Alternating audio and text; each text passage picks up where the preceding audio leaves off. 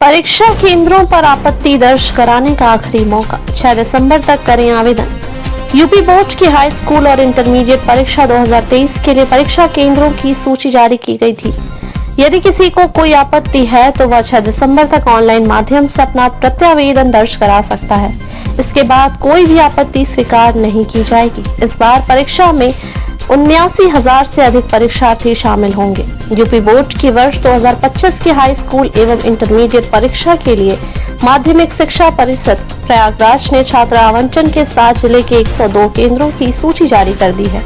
जारी की गई सूची में 12 नए विद्यालयों को केंद्र बनाया गया है।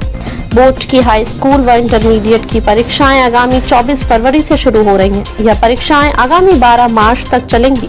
बोर्ड परीक्षा के लिए तेजी से तैयारी चल रही है। परिषद सचिव भगवती सिंह ने बोर्ड परीक्षा के लिए जिले में बनाए गए 102 केंद्रों की सूची छात्र आवंटन के लिए जारी कर दी है।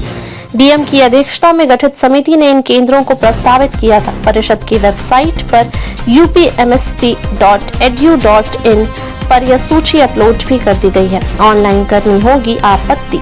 सचिव भगवती सिंह ने कहा है कि परीक्षा केंद्रों की सूची पर यदि कोई आपत्ति हो तो प्रधानाचार्य एवं प्रबंधक साक्ष्यों के साथ विद्यालय की आईडी से अपना प्रत्यावेदन ऑनलाइन परिषद के पोर्टल upmsp.edu.in पर 6 दिसंबर को शाम 6 बजे तक ऑनलाइन भेज सकते हैं।